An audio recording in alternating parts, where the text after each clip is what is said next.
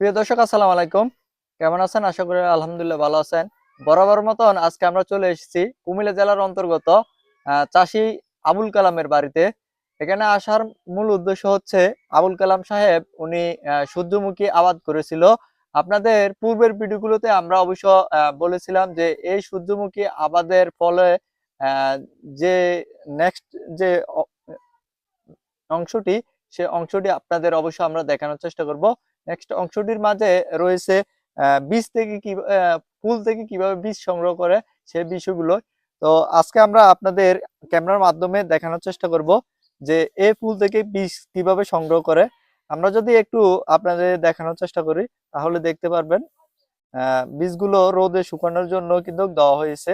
আর এভাবে দিলে কিন্তু বীজগুলো কিন্তু সারি সারি ভাবে কিন্তু ফুল থেকে সংগ্রহ করা যাচ্ছে এবং এই বীজ থেকে তৈল সংগ্রহ করা যাবে। আর যে একটা অংশ, সেই অংশ আপনারা বাজারজাত করার পরবর্তী সময় কিন্তু সংগ্রহ করতে পারবেন অর্থ।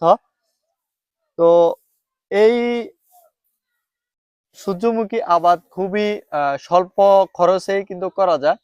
আপনারা যারা তরুণ উদ্যোক্তা রয়েছেন, অবশ্য আপনারা যদি সরিষা ফুলের সাথে সাথে যদি আপনারা সূর্যমুখী আবাদ করেন তাহলে স্বল্প খরচেই আপনারা অধিক পরিমাণ অর্থ সংগ্রহ করতে পারবেন।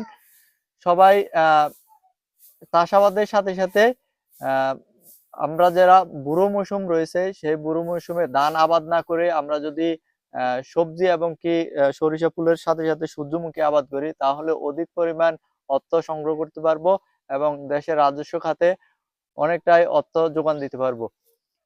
সবাই ভালো থাকবেন, সুস্থ থাকবেন। নেক্সট প্রতিবেদন দেখতে আমাদের সঙ্গে থাকবেন। ধন্যবাদ।